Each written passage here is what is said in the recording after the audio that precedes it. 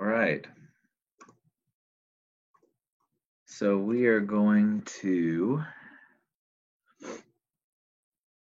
get into music first again. Going to quick links, music first. First initial, last name, RCS Music is the password. Go to Core 6 Music, calendar.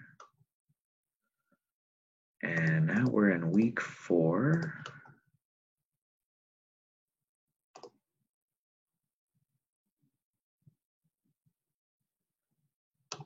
So we have quite a bit to discuss today.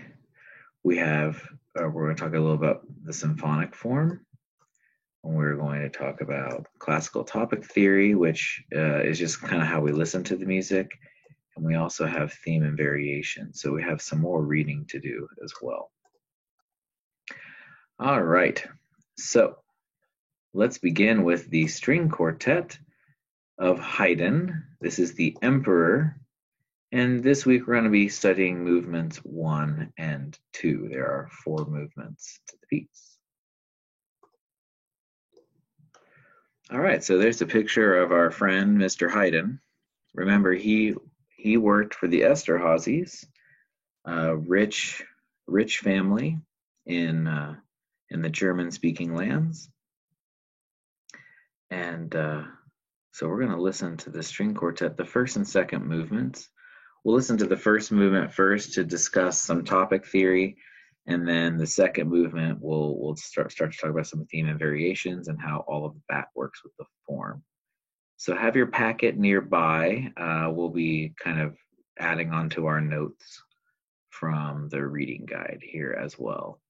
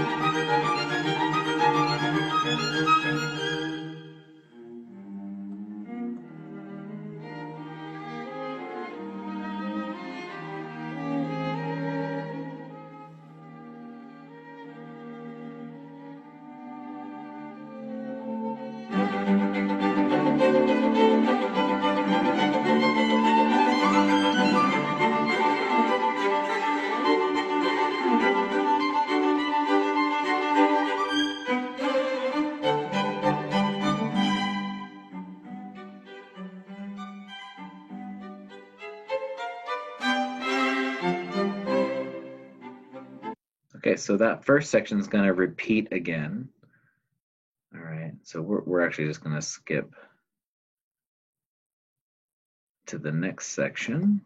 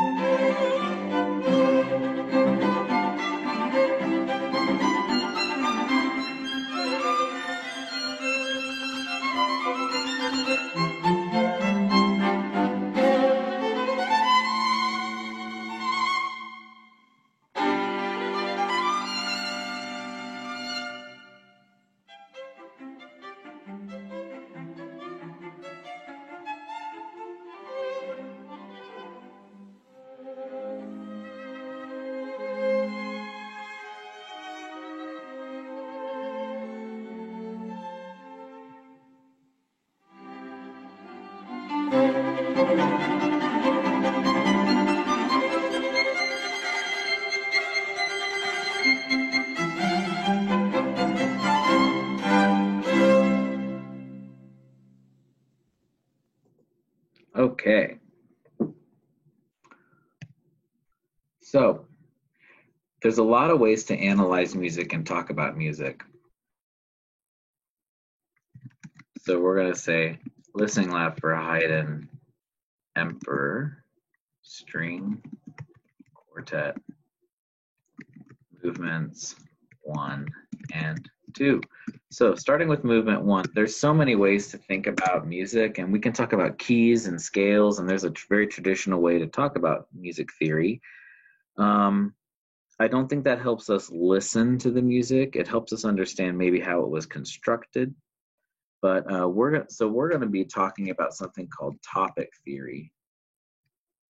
And topic theory basically says classic music uses themes to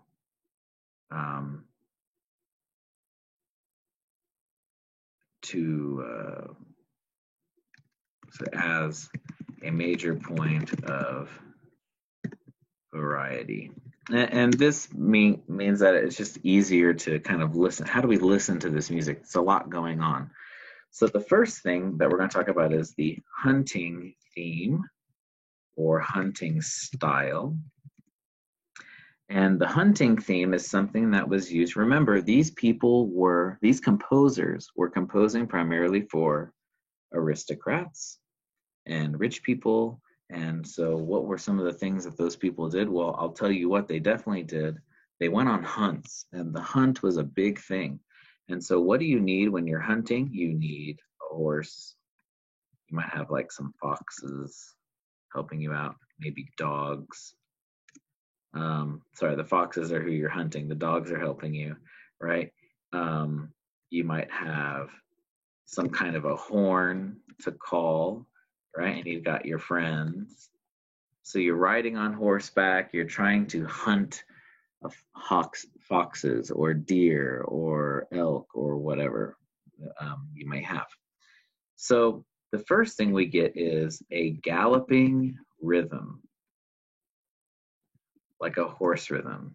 And it's this long, short, quick,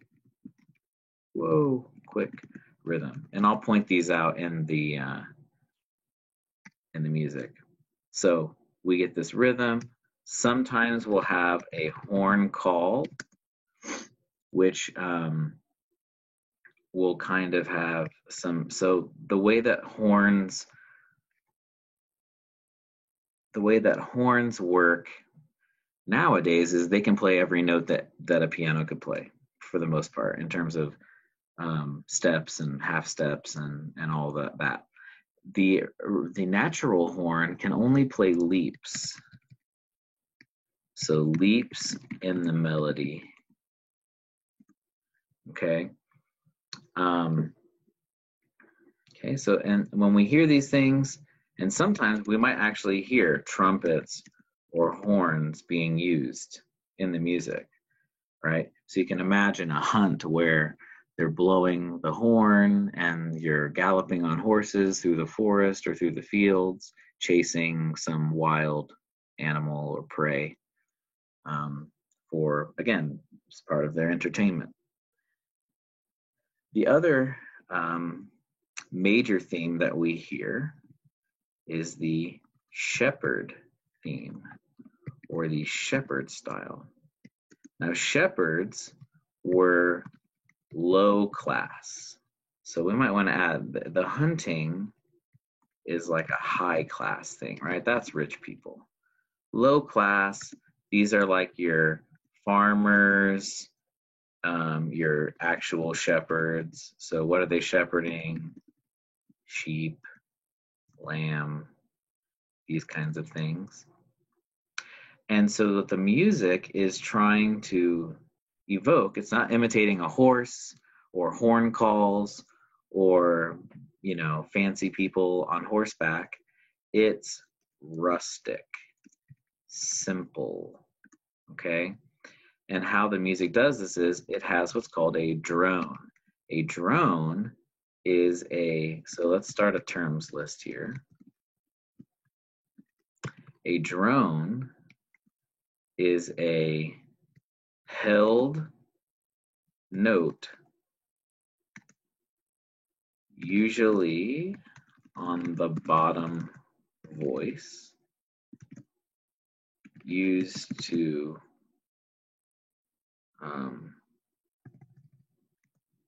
used by many rustic folk types of music. So a drone is not typically used in classical music. It's not really a classical thing. It's very simple, right?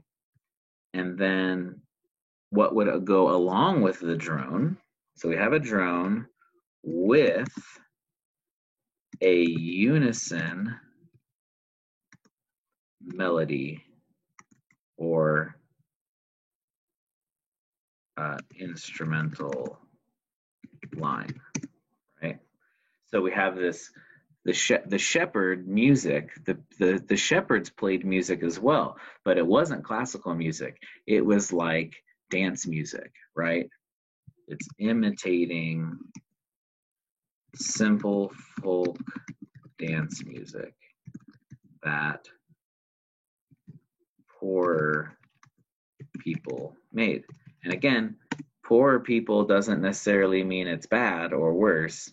We're just talking about the different types of music and different types of culture that was happening all at the same time around these parts. So let's just take a look at our now we're going to see. I might be able to ignore this ad or not. We'll see. All right, so we're going to start again. And let's see if we can pick out the hunting theme and the shepherd theme.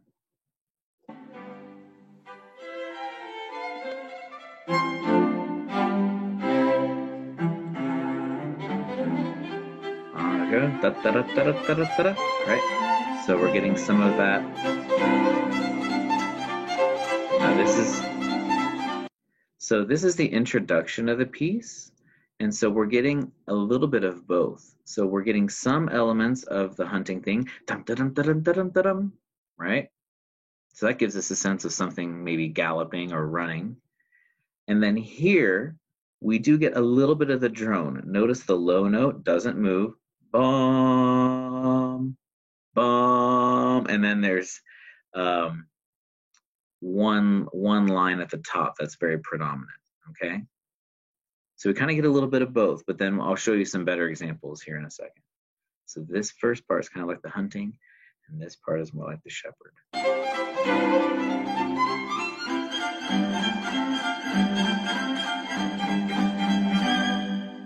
So that really makes us feel like like we're really maybe on horseback, or we're getting that sense of the hunting idea.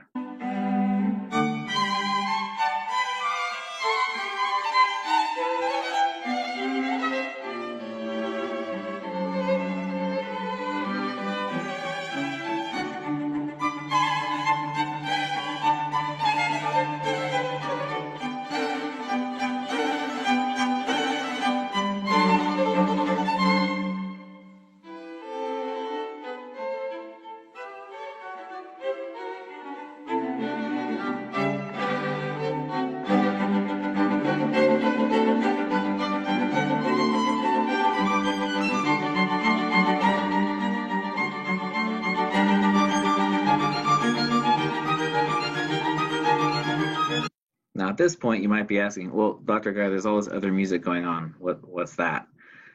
So there's actually 5 or 6 different topics going on right now. But just to keep it a little bit simpler for you, I'm not going to really worry about trying to put a label on everything. It's going to get rather complicated. So again, we're just kind of focusing on, for this movement, just the hunting and the shepherd.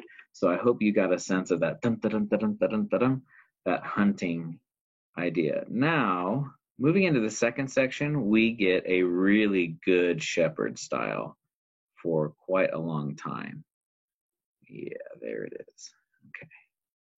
And it's kind of unmistakable. So we have this rather complicated classical music going on, and then suddenly everything kind of changes, and maybe we think we're, if you've seen Lord of the Rings, or if you've seen um, a movie that kind of depicts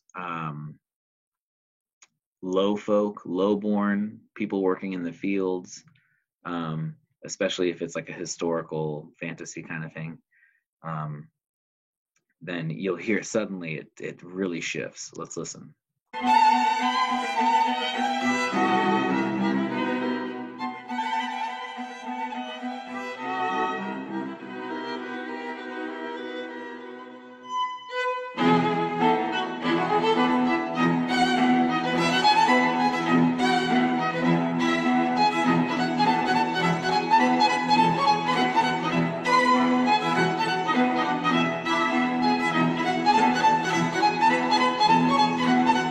Okay, now this is a really good example of the shepherd style. So let's just look at the music for a moment. Now this is Haydn. Haydn is a master of classical music. He can write 4 completely independent parts if he wanted to. Here, we see that the bottom 2 parts are essentially doing the same thing. The drone. Boom, boom, boom, boom, boom, boom, boom. So this is basically one part doing the drone. And then we see that the violins are playing the same notes. The first violin's playing up the octave, so it's higher. The second violin is playing the same exact notes, just down the octave. So we get this very hollow sound all of a sudden. We have the low drone, and then we just have, so essentially, for a composer who is very, very skilled, right, he can do anything musically. He's choosing at this moment to really only have like a 2-part piece, a simple kind of melody on top and this very, very simple drone, which basically does nothing. Now, why would he do that? Because again, they're interested in exploring these different topics, as if the hunters and the shepherds are having a conversation with each other. And this is how classic music, even though it's very simple, in terms of the form, and remember we talked about the beauty of everything and how they were very serious about form, well, but they actually keep a lot of interest in this topic idea, right? So I think this is a much more interesting way of talking about music, not talking about, okay, we're in the key of C, and then we go to the key of G, and then we go to the key of this and key of that, and that doesn't really tell you about the music, though. So that's why I like to use this topic theory. So right now, we have the hunting versus the shepherd. Let's listen to that again.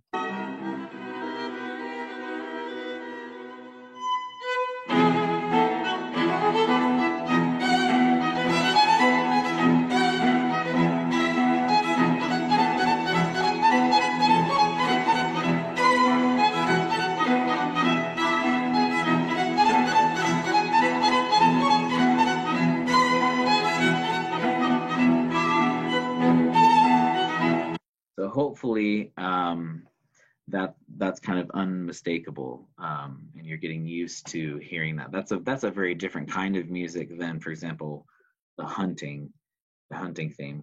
Now we still have the galloping rhythm, and so so that's fine too.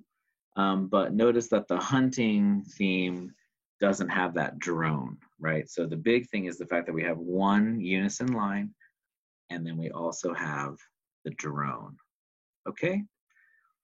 All right, now let's jump back to some of our reading. So remember, in our reading, we were talking a little bit about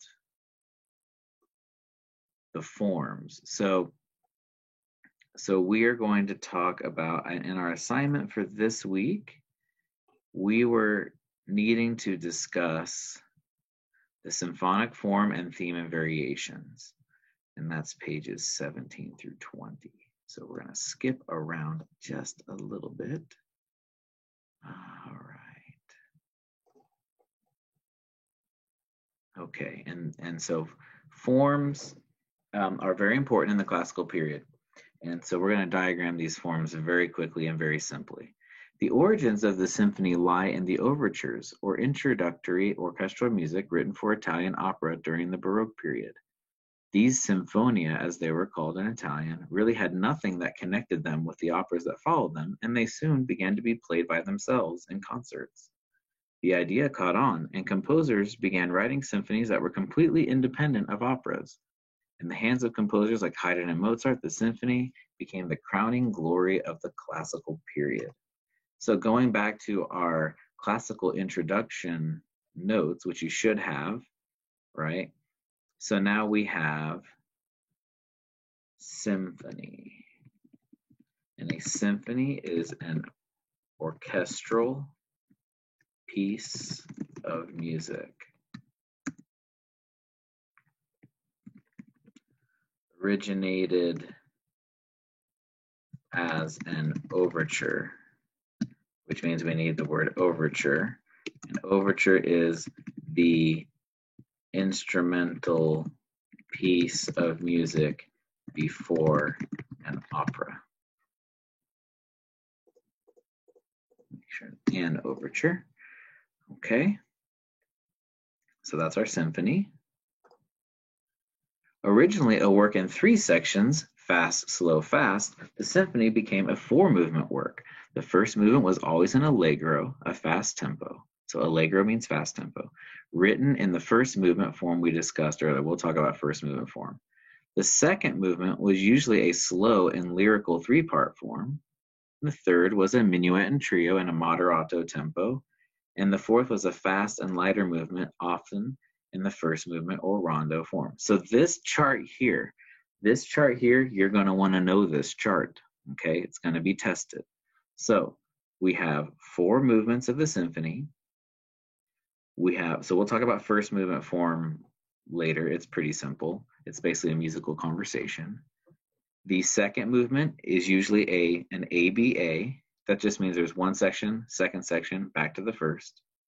Third movement is a dance movement, minuet and trio, like a waltz. Fourth movement is either a rondo, we'll talk about that, or it's going to be that conversation. The tempos are fast, slow, waltz. Just remember the third is always a waltz. And then we have basically fast, slow, fast with a waltz as the third movement. Okay, so how do I remember some of this stuff? What's some simple ways to remember this? So first of all, you have a symphony, right? The symphony was originally fast, slow, fast. And we're gonna say with a dance movement, because dancing was the most important entertainment. It's how men and women met each other. It showed what kind of education you had, what kind of upbringing you had. If you could dance, then that was a super, super important thing. It said a lot about you. It's kind of like how we speak. You know, if you don't have a very good vocabulary, or you don't, you aren't able to speak clearly and people understand you, people get a bad first impression. May not be fair, but that's part of human nature, right? So we want to be well spoken. That's why we go to school and why we have a good education. So the first movement is first movement, or what we will call sonata form. Sonata form, and it's fast. Second is ABA, slow. Third, now remember, a waltz is in 3/4 times, so I remember that it says 1, 2, 3, 1, 2, 3. So I always remember the third movement is my dance movement, kind of like a waltz. We used to have a special name for this, minuet and trio.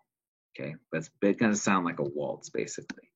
And fourth movement is either going to be that first movement form again, or it's going to be a rondo. And I know that some of these words don't mean anything to you yet, and that's going to be a fast finale piece. Okay, so that's the symphonic form, the symphony. Okay, so that's going to be something. And again, that this chart is great. Just use this chart. All right. Okay, now for the second movement of the Emperor, we're going to be talking about theme and variations. In this form, composers began with one theme or melodic idea and then write a series of pieces which all modify the original theme in different ways. They can vary the melody by adding or subtracting notes. They can change the key, the harmony, or the rhythms, or repeat the melody with different music around it. Often composers use this form to show off their skill at improvising to entertain people at a party or during a concert. They would be given a theme, like Twinkle, Twinkle, Little Star, and they would improvise as many variations as they thought right then and there. These improvisations were often written down later and published. One famous example of theme and variations form is a series of variations that Mozart improvised on the French folk tune called À vous dirai-je maman, which we know as Twinkle, Twinkle, Little Star. So we're going to talk a lot about theme and variations in a separate video, so we'll come back to that. Minuet and trio, we already started talking about. This is our third movement in the symphony. In the Baroque period, composers developed a kind of composition called a suite, which was made up of many different types of dance music. Classical composers took one type of dance music, the minuet, and incorporated it into many different kinds of compositions. The minuet was a stately dance in 3/4 time. Again, we would hear it as a waltz, and the minuet and trio form was composed of two separate minuets. One first used the first and last sections, and the other middle. So we end up getting an ABA is what it's saying, right? ABA is very common. So it's minuet, trio, minuet, okay? Symphonies in the classical period often had the minuet as a third movement. All right, rondo. A rondo is a form in which the main musical idea keeps coming back. Maybe we could think of the word rondo as like round, right? It keeps coming back, keeps coming back, keeps coming back. Just trying to give you something to remember by. Composers during the classical era usually introduced the first theme, A, then moved to the second, B, and then went back to the first before adding another. And they would keep doing this, and then you get this thing called abacada, right? So every time that a new idea is brought in, we always go back to that same A. The rondo is often used as the last movement of a symphony or other large work. One of the most famous rondos is the Turkish rondo from Mozart's Piano Sonata in A major. So a rondo, so we got, so again, the minuet and trio is an ABA. Literally, it would be the minuet, then the trio, then the minuet again. So that's just repeated, okay? And the rondo is this A, B, then A, C, then A, D, and then A, and this just keeps going on forever. But abacada is the form of that, and that just means that there's that one section that keeps coming back. Okay. All right. Now, first movement form. This is not something you need to be afraid of. Okay. It's very simple, and it's just about the different themes. Okay. So there's all this, there's 2 pages on this, okay? But it's very, very simple. We'll read it. So we have the full history and everything, and then, but the form is very, very straightforward, okay? First movement form, also known as sonata form or sonata allegro form, was developed in the classical period and became the form most frequently used by composers of the era. The most important thing about this form is the conflict between 2 keys, and we're going to talk about themes as well. And it is this conflict and its resolution that provide the dramatic effect. First movement form can be divided into 2 sections. In the first section, the music is established in one key called the home key, and then moves to a contrasting key. In the second section, the composer plays around with those 2 keys, introducing other keys as well, and then brings us back to the home key. Now, we've already started talking about key an awful lot. Do not get overwhelmed by the word key, okay? We're going to talk about it and make it very easy to understand. The drama can be heightened by using different thematic groups. The word theme. I love that we're talking about thematic groups in the home key and the contrasting key.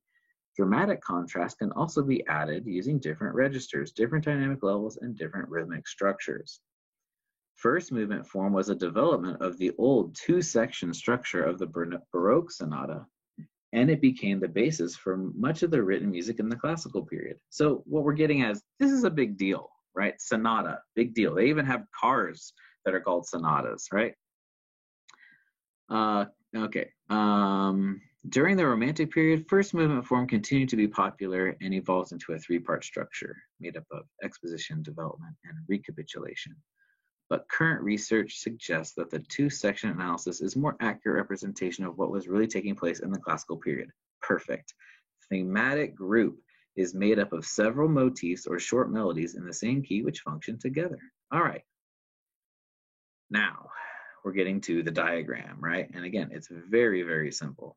Okay, so first movement form, we have PT.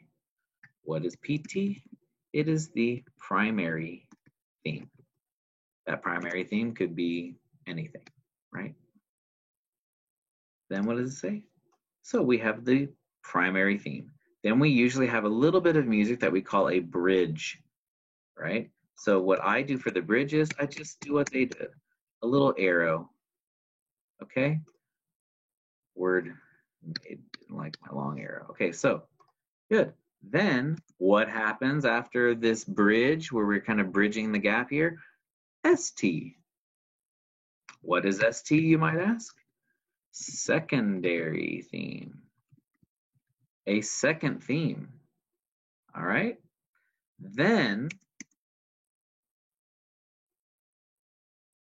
first theme, second theme, and then repeat.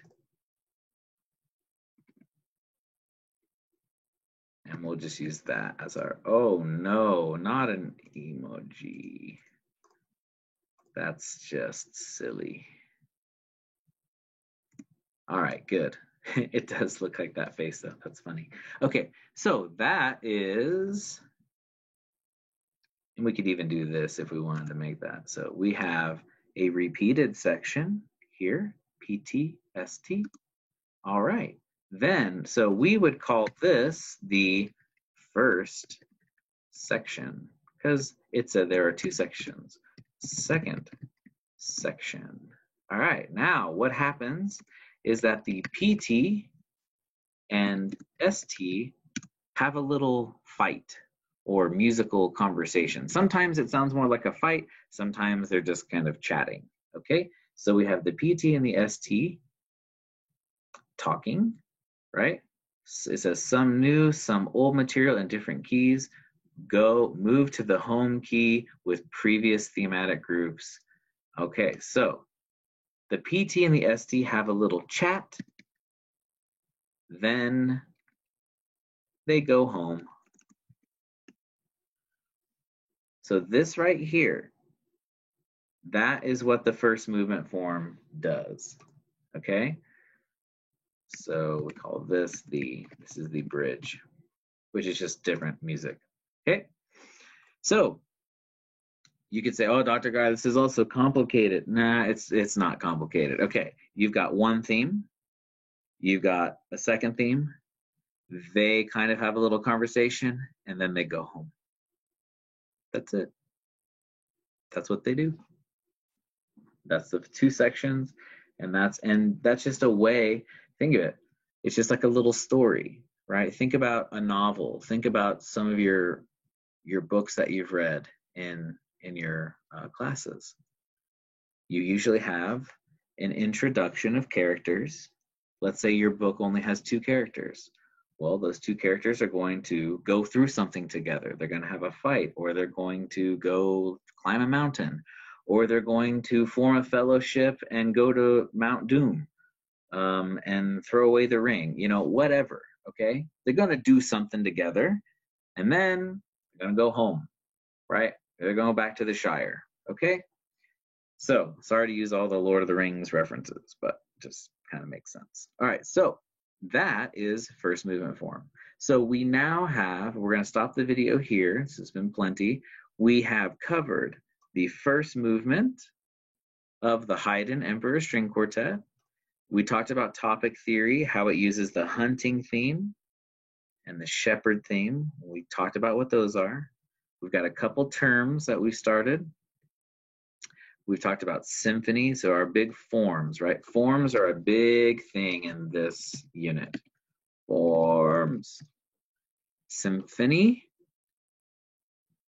minuet and trio, rondo, first movement form. We also call this sonata a lot of times. Okay? All right. The great thing about these videos is that if it's a lot to take in, you can always go back and relearn and take it in smaller chunks. Okay? Thank you so much, and we will see you next time. The next thing we're going to do is we're actually going to do 2 listening labs this week. So the next one's going to be on theme and variations and the second movement of the string quartet. All right, so we'll see you soon.